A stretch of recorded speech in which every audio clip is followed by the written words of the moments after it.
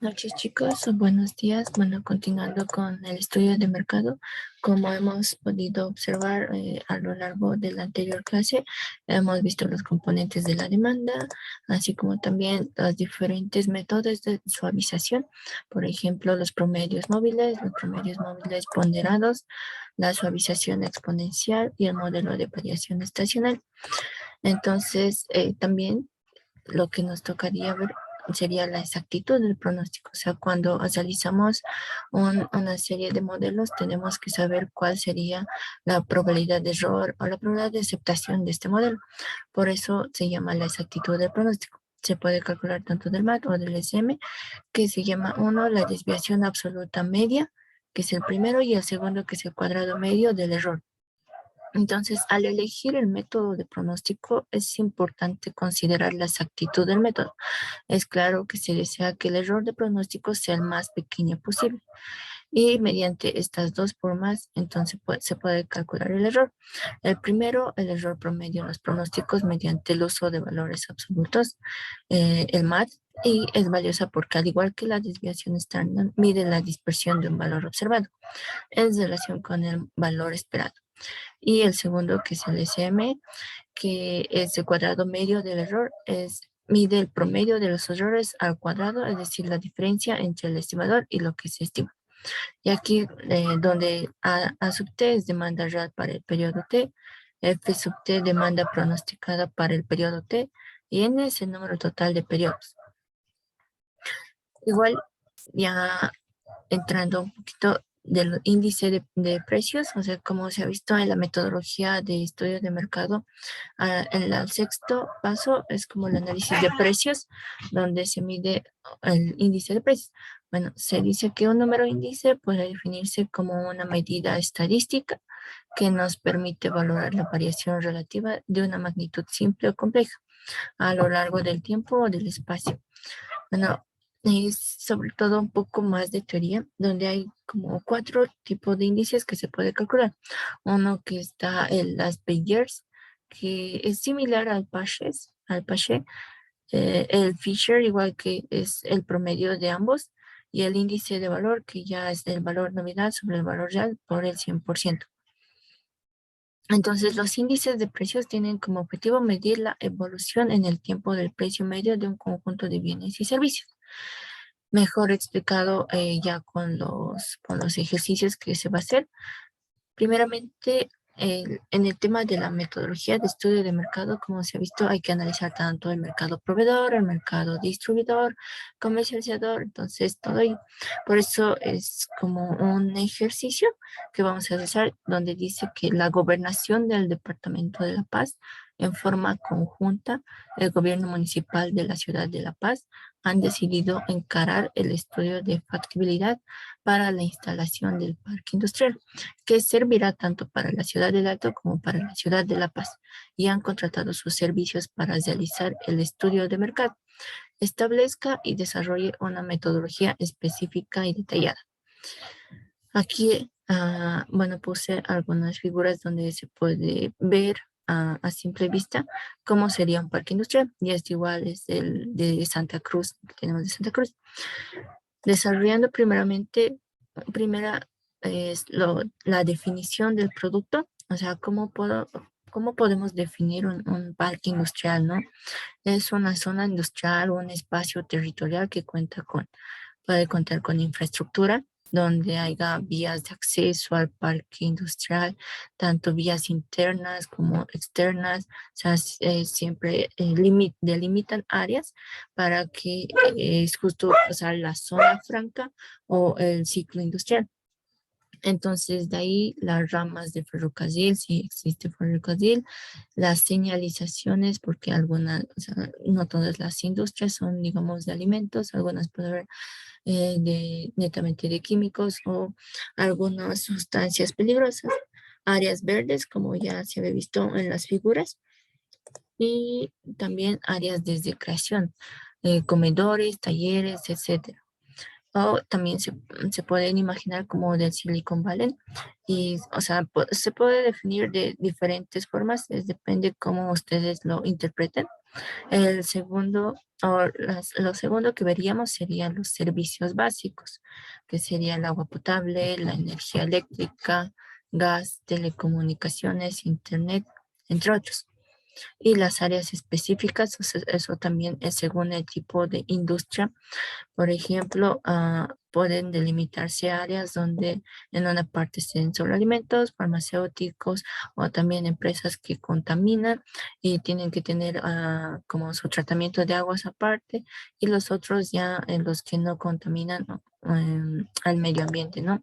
Por eso aquí las plantas según la industria, o sea, los que afectan al medio ambiente, por ejemplo, los mataderos, las curtiembres, entre otros, y plantas de tratamiento que estos deben necesitar.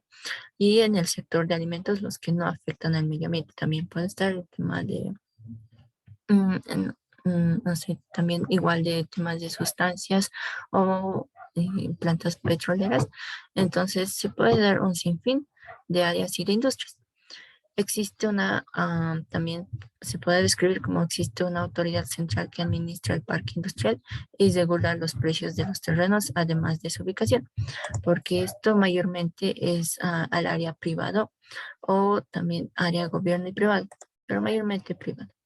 En el mercado proveedor también hay que describir, ah, yo lo describí de esta forma, de situación actual, donde todas las empresas que conforman el parque industrial, de acuerdo a sectores o subsectores que hay, excepto, o sea, los que están fuera de esa área, fuera de esa área delimitada, y también de los que están dentro, ¿no? O sea, por ejemplo, en el tema de alimentos, eh, el- por ejemplo, el trigo, o sea, puede estar fuera de esta área, pero se tiene que delimitar. Entonces, de vías externas se va a traer el trigo y de 100 se va a realizar, digamos, lo que es la harina. Entonces son de fuentes externas. O también puede haber empresas proveedoras dentro de este parque. Por ejemplo, igual el tema de lo que hemos dicho, los medicamentos farmacéuticos, en una parte se puede producir lo que son medicamentos y en otra lo que son las sustancias permitidas o las mezclas. Entonces, es tanto interno como externo. Y la situación futura, es decir, las proyecciones, se puede ver que el crecimiento del sector industrial pro subsectores en los próximos 10 a 15 años, o sea, estos ya igual depende de cómo lo vean en condiciones actuales, o sea, puede crecer más esta área específica para diferentes industrias y se puede tener mayores proveedores. En el tercero, que es el mercado competidor, a lo que llamamos la oferta, también se debe de describir.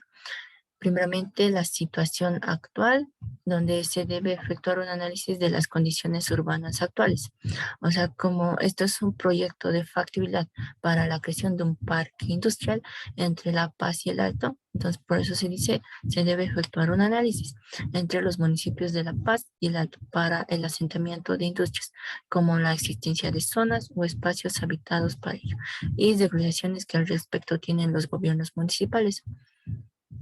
Aquí todavía se puede describir o sea, digamos, se tiene que tener estudio de suelos, estudio de áreas rojas, áreas verdes, áreas amarillas, también el tema del tráfico. Entonces, aquí se puede seguir aumentando alguna descripción. Y la situación futura, proyecciones, es el crecimiento del sector industrial, igual por subsectores en los próximos 10 a 15 años. O sea, cómo se puede ver de 10 a 15 años este proyecto. Como cuarto, es mercado consumidor, a lo que ya analizamos la demanda, ¿no? Como situación actual, primeramente recurrir al análisis efectuado en lo que concierne al mercado proveedor. Como ya habíamos dicho, en el mercado proveedor se tiene que tener la seguridad de que va a haber materias primas e insumos, y después de ello ya se puede delimitar y proyectar demás proyectos, demás industrias, demás productos. Y en la situación futura, o sea, en función a esos datos históricos y la política del desarrollo industrial del gobierno, igual es importante, digamos, el presupuesto que se puede dar, o de empresas privadas que quieren hacer justamente negocio, inversiones en este parque industrial. Entonces todo igual se puede describir.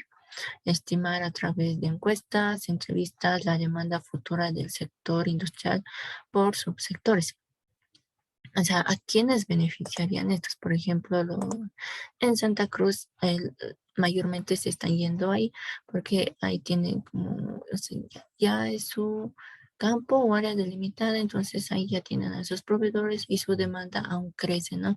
Porque ahí tienen una mayor tecnología que pueden seguir avanzando, que se puede seguir avanzando. Entonces, por eso, mediante encuestas, entrevistas, demás información secundaria, se puede determinar la demanda. Y de acuerdo al crecimiento de cada subsector, se debe establecer áreas específicas para cada uno dentro del parque industrial. Puede ser por tipo de industria, superficie o tamaño que requiera la planta empresa. No sé si también si lo googlean, ya en Santa Cruz, en el parque industrial, o sea, los precios son muy altos, depende de la superficie o el terreno que quieres comprar y ahí ya la planta puede trasladarse. Igual se puede hacer inversiones externas donde, por ejemplo, no me acuerdo si en Costa Rica, bueno, en Chile igual hay lo que es parque industrial, entonces ya los demás países ven, entonces quieren ya invertir para que una empresa reconocida ya simplemente en ese parque industrial. Como quinto es el mercado distribuidor o la comercialización, nada más sobre el tema del marketing. Por eso aquí se dice que se desarrollará una estrategia de marketing enfocado en las 7 P's para informar e incentivar al sector industrial. Aquí todavía se puede describir más, por ejemplo, lo que quieran la promoción, las personas, cómo pueden influir en esta construcción o este proyecto para el parque industrial. En el tema de los precios, que se analiza ya en el análisis de los precios, publicidad, promoción, entonces, para atraer nuevos inversionistas. Se puede describir más, como ya se había indicado, eh, pero, o sea, así delimitadamente lo logré desarrollar. En el sexto, ya que es análisis de precios, aquí, bueno, en función a la proyección de la demanda del parque industrial, o sea, en función de la demanda que se tiene proyectada, se debe de determinar los precios de acuerdo a la superficie o terreno estándar. Como les dije, bueno, estos números o esta cantidad monetaria los saqué como cuánto cuesta un terreno en el Parque Industrial de Santa Cruz, Bolivia. Y está más de $1 millón hasta 5 millones de dólares, ¿no? Entonces sí es mucha inversión, pero también hay que ver cómo serían las ganancias o las ventajas a tiempo mediano o corto, mediano y largo plazo, yo diría. Entonces, de acuerdo a la cercanía del terreno, a las vías de acceso directo y en función del tipo de industria. Por ejemplo, igual si se quiere crear una planta de solo quinoa y que, digamos, haga ya cereales de quinoa, entonces su materia prima está lejos porque la mayor producción está entre Oruro, Potosí y La Paz. Entonces, ya cómo va a ser la distribución, o sea, cómo va a llegar de ahí hasta el Parque Industrial de Santa Cruz. Entonces, todos esos factores se tienen que ver. Igual si uno se le va, sería genial en el caso de un proyecto de facultad para eh, la construcción de un parque industrial, en este caso entre La Paz y el Alto, es lo que o sea, se ha visto en este ejercicio. Después de escribir toda la metodología en estos 6 pasos, ya habíamos acabado con este ejercicio y ya pasamos a los métodos de suavización, donde el primero, bueno, este nos dice que a continuación se presentan las ventas mensuales del año 2019 de un producto fabricado por la empresa Neon SRL, comercializado en la ciudad de La Paz. Como se ve, los meses entre enero a diciembre, ahí nos dan las ventas en unidades, ¿no? Y nos dice Inciso A, desarrollar un pronóstico de las ventas de este producto por promedios móviles para el primer mes del año siguiente, tomando un intervalo de 3 meses y 5 meses. Inciso B, calcular el cuadrado medio al error, o sea, que es el LCM, y determinar cuál es el mejor pronóstico por promedios móviles. Inciso C, realizar un pronóstico de las ventas de este producto por promedio móvil ponderado para el año siguiente, tomando un intervalo de 3 meses para la empresa. La demanda pasada reciente es la más importante y le asignan un peso del 50%. La demanda intermedia tiene un peso del 30% y la más lejana del 20%. Además, calcula el cuadrado medio al error. Esto igual lo que hemos visto alfa, que es el de suavización exponencial, entonces con ello determinamos. Y el inciso D, o sea, no, perdón, este es el de suavización exponencial, igual donde nos dan alfa.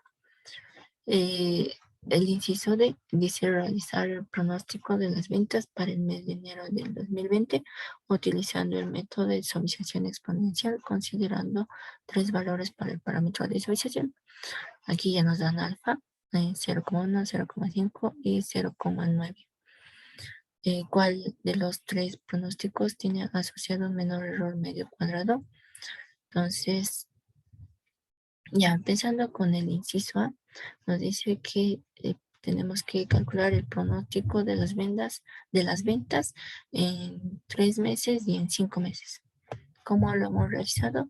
Bueno, con la ecuación que ya la hemos determinado anteriormente, que es promedio móvil, igual se puede interpretar de esta manera, que es la sumatoria de los n datos más recientes sobre el número de periodos. O sea, esto igual se puede llamar n, pero cuidado que se confundan con esta n que nos dan, ¿no? Y aquí, o sea, esto ya teníamos de dato que eran los meses hasta diciembre y nosotros tenemos que calcular hasta el primer mes del siguiente año, que sería enero. Entonces, las ventas consiguientes, y aquí nos dice teniendo en cuenta 3 meses y 5 meses. Entonces, de 3 meses tenemos que sacar el promedio de los 3 anteriores datos históricos. Por eso de aquí es 10, 12, 13. Aquí, como se logra ver, es para el mes de abril es 10 más 12 más 13, lo que son los primeros sobre los 3 meses.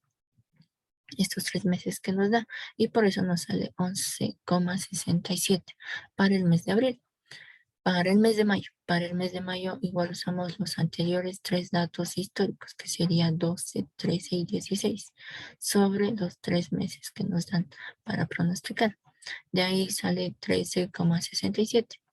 Y de la misma manera para junio sacamos de los otros 3 datos históricos, que sería 13, 16, 19 sobre 3. Entonces de ahí seguidamente hasta enero. Solo podemos calcular hasta enero porque de ahí los 3 anteriores, los 3, entonces aquí faltaría, ¿no?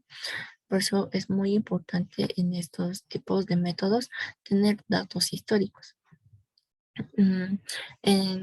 Cuando ya nos pide con 5 meses, entonces dejamos vacíos 5 meses y ya pronosticamos para el mes de junio.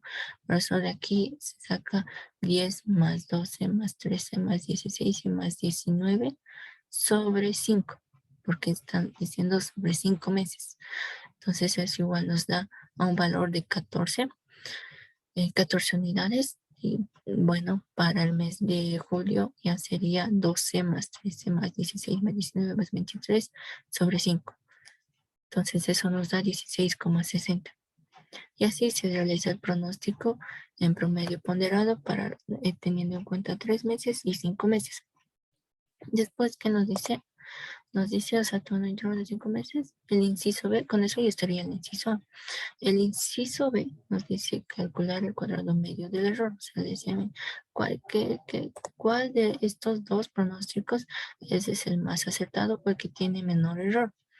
Entonces, para el inciso B, ya teniendo en cuenta meses, ventas, aquí están los pronósticos, no se ha cambiado.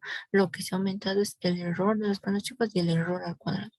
¿Por qué? Porque el SM, su bueno, su fórmula nos dice que es la sumatoria del error al cuadrado sobre el número de periodos. A esto igual se puede llamar n, pero para que no se confundan, por eso lo puse así. ¿Cómo calculamos el error? Bueno, el error es solo la resta, o sea, esto digamos que son los datos reales y esto es lo pronosticado, ¿no? Entonces es la diferencia entre lo real menos lo pronosticado. Por eso es 16 menos 11,67 sería 4,33. Aquí 19 menos 13,67 sería 5,33 y así sucesivamente hasta el mes de diciembre. De igual manera, para el N, cuando es 5 meses, se hace la diferencia entre 23 menos 16, que sería 9, 26 menos 19,33, que sería 9,4, y así sucesivamente para cada mes. De ahí sacamos, o sea, el cuadrado de estos sensores, que ya sería de 4,33, 18,78, 5,33, su cuadrado 28,44, de 7 su cuadrado 49.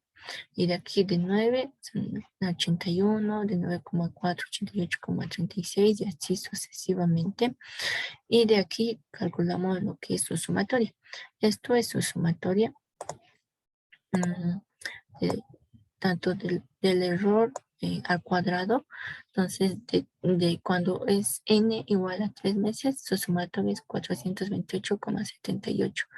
Y cuando n es 5 meses, entonces su sumatorio es 533,76.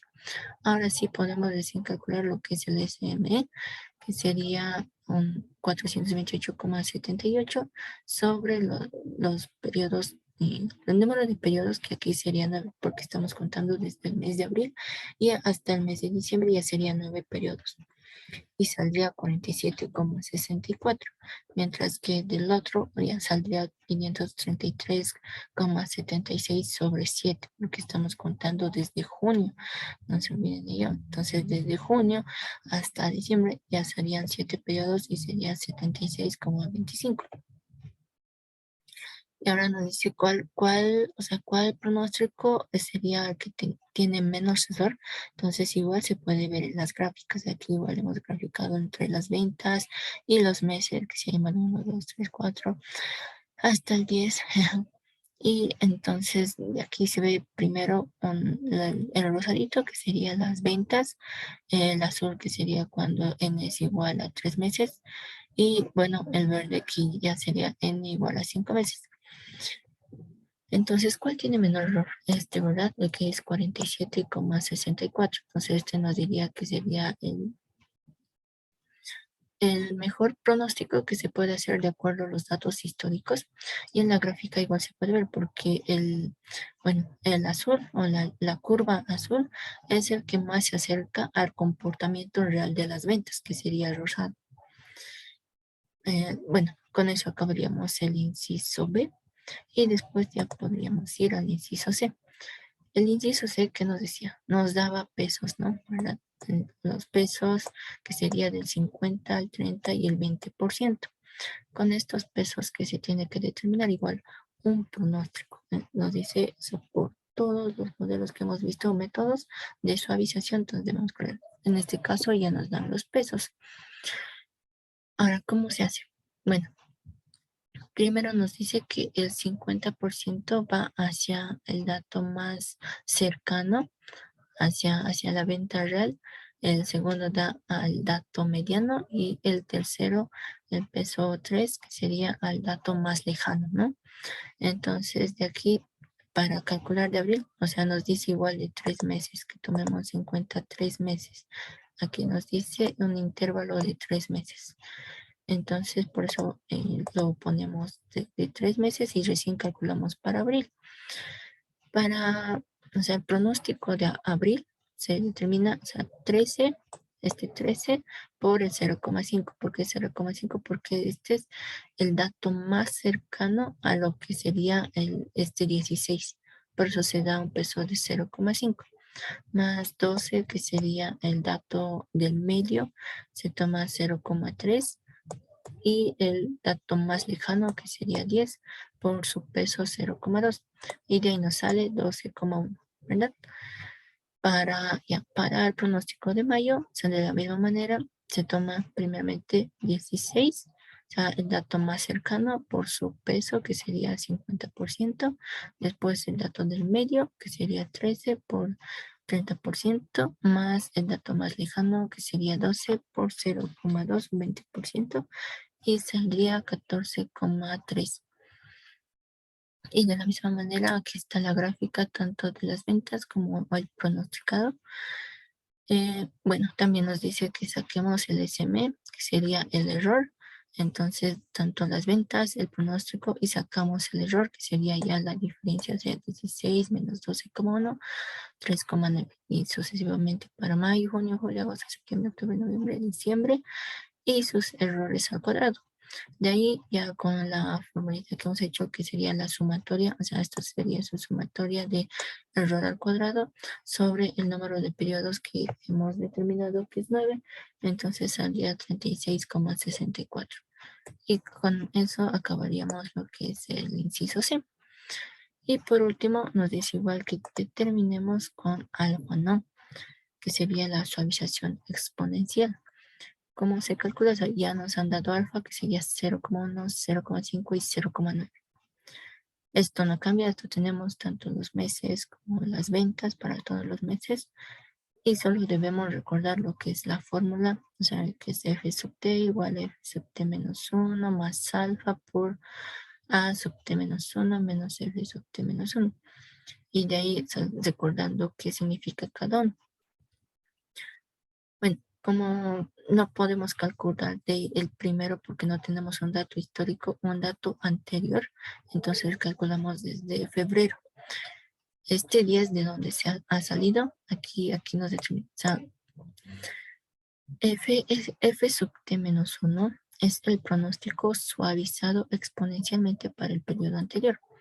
Entonces, este sería el F sub t menos 1 para el mes de febrero, pero como no hay, entonces nosotros tomamos como base el real, que sería el 10. Por eso, bueno, es el 10 más alfa, que sería 0,1 por 10, o sea, a sub t menos 1 es el dato real, que dice la demanda real para el periodo anterior. Esto es la demanda real para el periodo anterior, por eso aquí está 10 menos 10, o sea, teniendo como base el f sub t menos 1 que hemos dicho que como no hay, entonces tomaríamos el real, entonces menos 10, entonces da 10. Y es igual, o sea, solo cambia alfa, 0,5, 0,9, pero como se resta, entonces todos son 10 para el mes de febrero. Ya para el mes de marzo cambia lo que es. ¿Por qué? Porque aquí calculando, ya, primero f sub t menos 1. Su f sub t menos 1 que sería este más 0,1 alfa por 12. Esto es su demanda real para el periodo. Menos 10, o sea, lo que es el f sub t menos 1. Entonces, de ahí recién, perdón, estamos calculando para lo que es igual a 10,2. ¿Sí? Ya. Pues, repitiendo de nuevo, es f sub t menos 1, que sería el anterior, el pronóstico suavizado anterior, más alfa por la demanda real del periodo anterior, menos f sub t menos 1, que igual sería el pronóstico suavizado exponencial anterior, es igual, nos da a 10,2. De la misma manera hacemos para abril, que sería 10,2 más 0,1 por 13 menos 10,2 igual a 10,48. Y así sucesivamente hasta llegar a enero, o sea, porque nos dice el pronóstico del primer mes del siguiente año. Y eso hacemos con cada alfa, ¿no? Con 0,1, 0,5, 0,9. Y de la misma manera podemos ver en la gráfica a simple vista, o sea, que el mejor pronóstico o el que mayormente se acerca bueno, a la curva de ventas sería el plomito o el verde pacaiclo, que sería el alfa igual a 0,9, ¿verdad? Pero igual nos dice determinar lo que es el error cuadrado, o sea, SME, donde aquí, como ya, primera, de esto no ha cambiado, o sea, teníamos mes, ventas, pronóstico, lo que hemos aumentado sería el error, que solo sería la resta de 12 menos 10, 12 menos 10, o sea, tanto, lo restamos este y este. Y aquí, bueno, en la primera fila salía 2, 2, 2 y en la segunda fila ya cambiaría porque sería 13 menos 10,2, 13 menos 11, 13 menos 11,8, saldría 2,8, 2 y 1,2. Y de ahí sacamos el error al cuadrado, que sería la primera fila 4, y de aquí cambia, ¿no? 2,8, 7,84, de 2 a 4, y de 1,2 a 1,44. Y así sucesivamente hasta llegar al final, y esto sería su sumatoria, lo que sería para cada fila o para cada alfa, y de aquí sacamos SME, que aquí en este caso ya sería 11, ¿verdad? Entonces, 808,59 sobre 11 sería 73,51.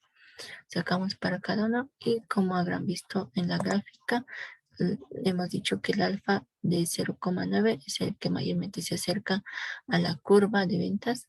Y aquí ya lo comprobamos, ¿no? Que este es el menor error. Entonces, 17,78. Aquí, o sea, estamos diciendo que con alfa 0,9 con un error del 17,78%, tenemos un mayor pronóstico, lo que sería para el siguiente mes, o bueno, para pronosticar los siguientes meses. ¿Okay? Con ello, bueno, hemos determinado lo que son todos los métodos de suavización, tanto promedio móvil ponderado y suavización exponencial. Ya en el índice de precios, vamos a ver aquí un ejercicio. Bueno, un ejemplo que sería el siguiente. En el siguiente cuadro se presentan las cantidades y los precios de tres productos A, B y C que elabora la empresa Enigma S.A. durante tres periodos 2018, 2009 y 2020, que nos pide determinar los índices de precios y las cantidades, los precios y cantidades de las Payers, Pache y de Fisher para estos 3 años, considerando como año base el año 2018. Siempre tiene que haber un año base. Interprete los resultados para el año 2020. ¿Okay? Calcular, inciso B, calcular los índices de valor.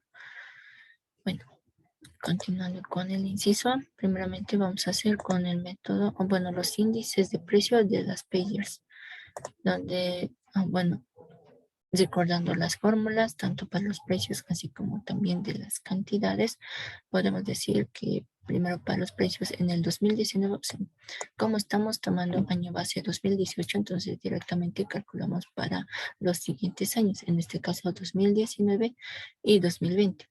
Para el 2019 se tiene como que dice la sumatoria del precio por la cantidad en I sub 0.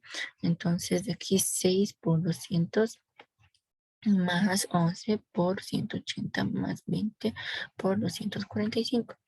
Y el denominador no va a cambiar porque va a ser 4 por 200 más 10 por 180 más 15 por 245 y todo esto por 100. O sea, si tomamos de año base, aquí lo que se está cambiando es justamente la P, pero no cambia lo que sería la Q. Esto, o sea, este 0 indica que qué año estamos tomando de base. Y aquí estamos tomando lo que sería el 2018. Por eso estos, tanto 200, 180, 245 no va a cambiar. Teniendo en cuenta aquí, ¿verdad? 200, 180, 245. Para los 2 años, lo que sí va a cambiar es el P y K. Por eso de aquí 6, de aquí 5, 6, 5, o sea, para los distintos años, o sea, 6, 11, 20, 5, 12, 25, ¿verdad? 6, 11, 20, 5, 12, 25. Y de ahí nos sale 128,76 y 147,97 para el 2020. Para las cantidades, de la misma manera hacemos Q, pero ahora lo que no va a cambiar sería los precios. Los precios del año base que sería del 2018, 4, 10 y 15. Por eso se sigue manteniendo 4, 10, 15, 4, 10, 15. Numerador y denominador. Bueno, y de ahí, bueno, lo que cambia serían las cantidades, porque aquí multiplicamos por 250, 150, 238, y para 2020, 320, 165 y 200, lo que serían las cantidades para los siguientes años. Ahí nos sale 96,73 y 94,5. ¿Cómo es la interpretación? Bueno, aquí nos dice los precios subirán en un 28,76 respecto al año 2018. ¿Por qué suben? Porque se está pasando del 10%, no, del 10% es el límite. Entonces, hay un aumento, una subida de precios, así como también esto es menor a 100. Entonces, ¿cómo sería la interpretación? En el año 2019 existe una disminución, en este caso va a existir una disminución del 3,27% respecto al año 2018. ¿Por qué? Porque estamos restando el 100% menos el 96,73%, por eso hay una disminución de 3,27%.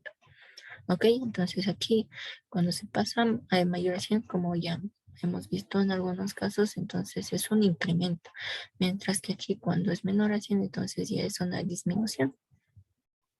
¿Ok? Después nos dice por el método de Paget o índice de precios de Paget. Y bueno, la fórmula no cambia mucho, solo que aquí es P sub y K. Entonces, de aquí, como lograron ver la diferencia, entonces ahora es K y K. Entonces ya cambiaría, ¿verdad? Pero sí se sigue manteniendo tanto numerador como denominador. Y de la misma manera para cantidades. Solo cambia de P a Q, entonces ya. Teniendo para el 2019, se hace la multiplicación de 6,250 más 11 por 150 más 20 por 238.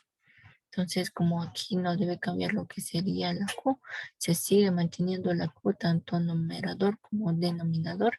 Lo que cambia únicamente son los precios. Por eso aquí es 6, 11, 20 y aquí 4, 10, 15. ¿Verdad? Por 100 y nos sale 130,31.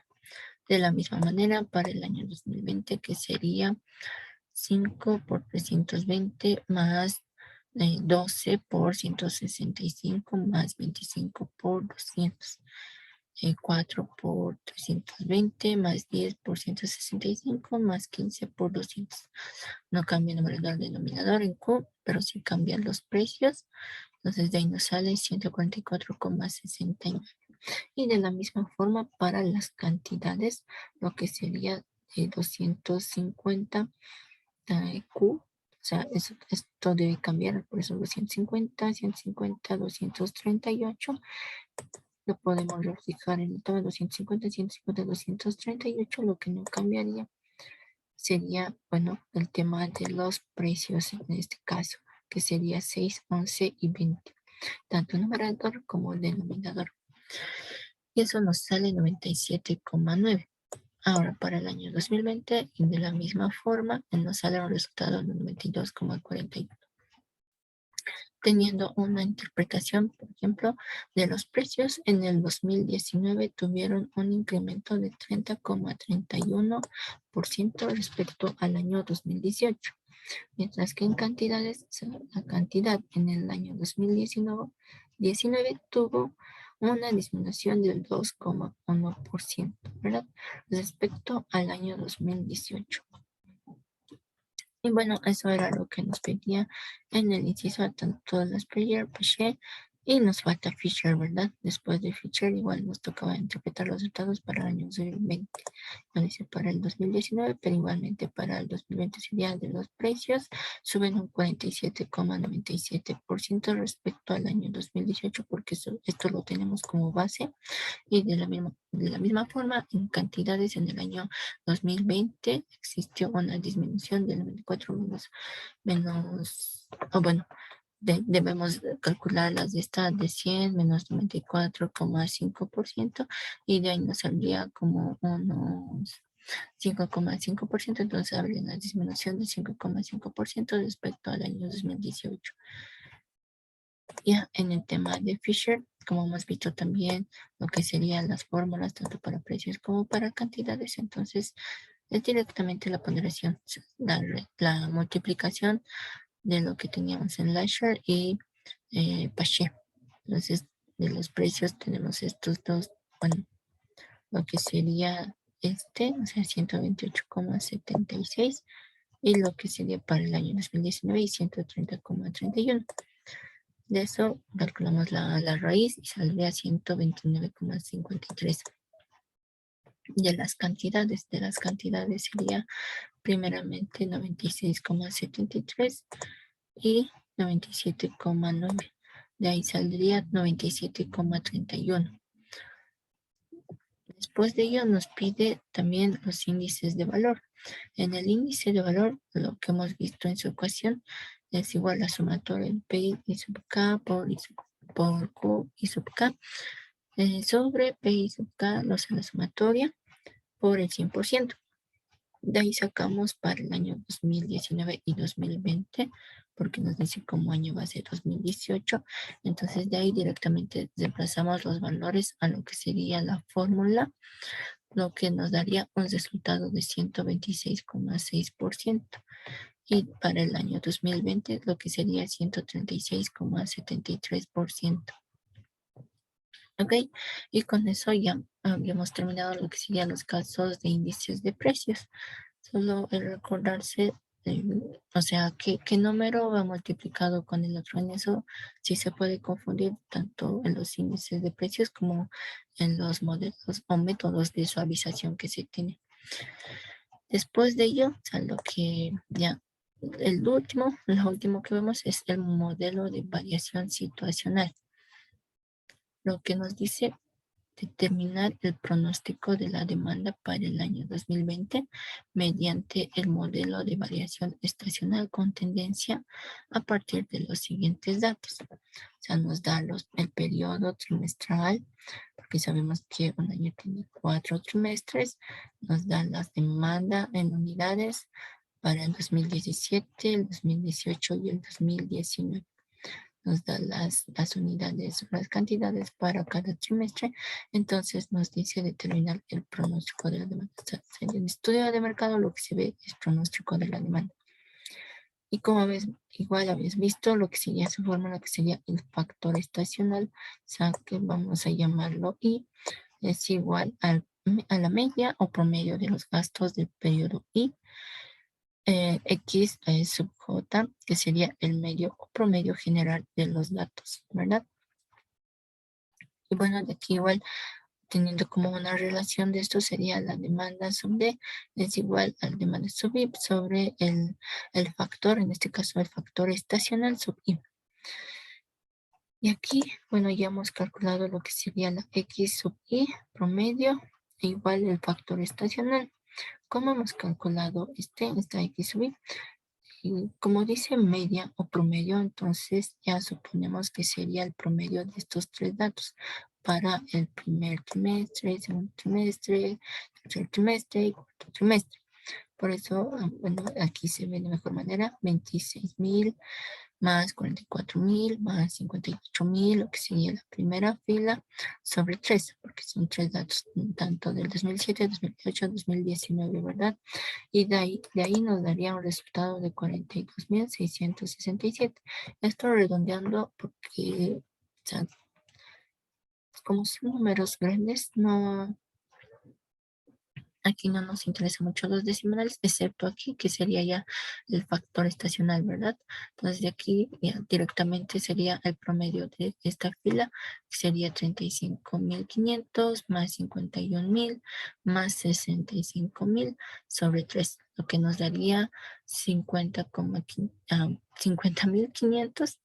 Y después de ahí el tercer trimestre, de la misma manera, 35,000 más 46,000 más 60,000 sobre 3, lo que nos daría 47,000. Después de ello, o sea, ya tenemos el X sub I ponderado o medio y sacamos lo que sería el X medio promedio sub J, que es este, ¿verdad? este de aquí. Bueno, que es directamente el medio promedio de todos los datos. Por eso aquí es la sumatoria de 45.667, 50.500, 47.000, 50.667 sobre 4, porque son 4 trimestres. Y de ahí sale 47,708. Ahora, ¿cómo calculamos el factor estacional? Justamente con la fórmula que sería el X sub I, que sería 42,667 para el primer trimestre, sobre el valor total, o sea, 47,708, lo que nos daría 0,89. De la misma manera para el segundo trimestre, que sería 50.500 sobre 47.708, lo que nos daría 1,06. Y así para los 4 trimestres, lo que nos daría este factor estacional. Ahora, ¿qué nos pide? Bueno, recordando, nos pide pronóstico de demanda para el año 2020. Entonces tenemos que tener 4 trimestres para el 2020, porque esto era de un año anterior, es decir, del 2000, bueno, tenemos para el 2017, 2018 y 2019, ¿verdad? Entonces, por eso armamos lo que sería esta tablita. Aquí están los años, 2017, 2018, 2019, los 4 trimestres para cada año, lo que sería la demanda en unidades igual para cada año, lo que ya habíamos, ya tenemos aquí estos datos, lo que sería 26.000, 35.500, 35.000, 34.000. Entonces, eso directamente lo ponemos aquí para cada año. Y el factor estacional no cambia, o sea, para cada trimestre es, en este caso, 0,89, 1,06, 1,99 y 1,06.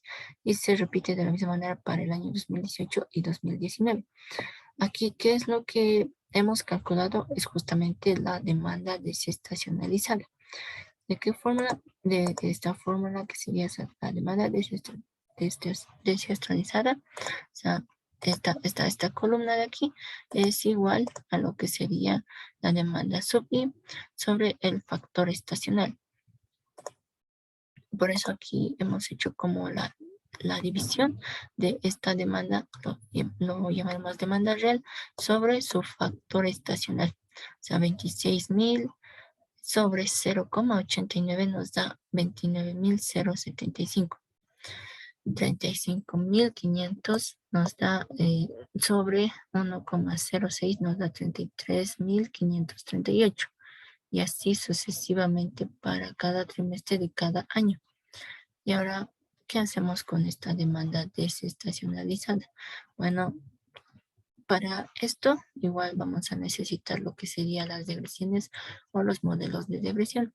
Entonces, este sería como nuestra y de dónde sacamos nuestras X. Nuestras X prácticamente es, o sea, lo puse como números porque no nos indica, o sea, aunque nos dice los años, pero estos están divididos por trimestres. Entonces solo ponemos 1, 2, 3, 4 hasta 12 y de ahí calculamos y aquí, bueno, como no sabemos qué tendencia sigue, entonces tanto el modelo lineal, exponencial y potencial, lo que aquí hemos determinado con las series cuadrados, que el mayor sería 0,8751. Entonces sigue una línea o una tendencia lineal. Y aquí está su ecuación, ¿verdad? Lo que sería Y igual a 25.529,49 más 3.412,13 por X. ¿Ok? Después de determinar cuál es la línea de tendencia, entonces de 100 podemos calcular esto. O sea, estas X no se olviden que nosotros lo hemos puesto así, 1, 2, 3, 4, 12. Entonces nos dice para el 2020, nosotros tendríamos que tener una X, o sea, siguiendo esta fila 12, entonces aquí tendría que ser 13, o sea, para los 4 trimestres del 2020 tendría que ser 13, 14, 15, y 16, ¿verdad? Esto para los 4 trimestres del 2020. Entonces ya tenemos las X y calculamos lo que sería nuestra Y, que sería la demanda sub D, que sería la demanda desestacionalizada. Entonces ya teniendo la X 13, 14, 15, 16, calculamos lo que sería la Y con esta línea de tendencia, lo que nos daría los resultados de 69.887 para el primer trimestre, para el segundo trimestre 73.299, para el tercer trimestre lo que sería 76.711 y para el cuarto trimestre lo que sería 80.124, ¿ok? Y como hemos dicho, los factores estacionales no cambian, entonces esto se copia más 0,89, 1,06, 0,99 y 1,06. Eso no se cambia. Lo que sí, entonces nos dice determinar el pronóstico de la demanda para el año 2020. Entonces ya hemos calculado que sería todos estos valores. Como hemos determinado, o sea, solo multiplicando, porque si se acuerdan, en la, bueno, les mostré que sería esta formulita que sería la demanda descentralizada igual a D sub I sobre I sub I, ¿verdad?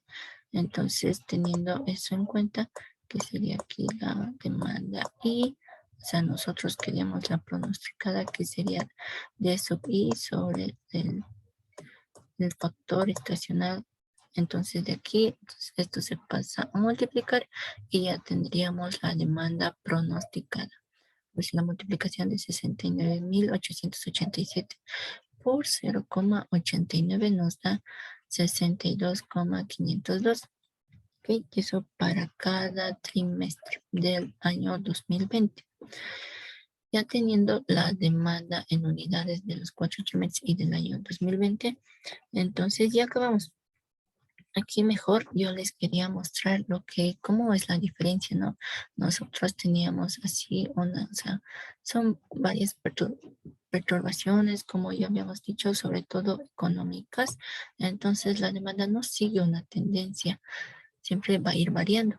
Mientras que cuando ya bueno, lo realizamos con esta desestacionalización, y hemos determinado que sigue una tendencia lineal, entonces miren cómo cambia la línea de tendencia, entonces ya la demanda iría directamente a un modelo lineal y lo que sería para los siguientes pronósticos, ¿verdad? Entonces miren este cambio, lo que sería esto, o sea, a partir del 12, el periodo 12, ¿ok? Entonces eso es más que todo para que lo puedan ver, revisar. Esto no se ve mucho, sí puede entrar, pero más que todo para que conozcan cómo hay otros métodos de pronóstico de demanda, ya que esto se va a ver, ya se puede ver de diferentes maneras. Lo que mayormente se usa como son las reversiones lineales. No se usa mucho lo que se dice tiempos, como ya hemos visto, por diferentes factores económicos, culturales, sociales. Entonces, siempre se tiene que tener datos históricos y todavía confiables y reales, justamente para que no haya una variación como en estos gráficos, ¿verdad? Y con respecto a ello, ya habíamos acabado lo que sería la guía 3, que sería la segunda parte de estudio de mercado. Bueno, muchas gracias por su atención. Igual si tienen alguna pregunta, consulta, me dicen nomás, ¿ok? Gracias.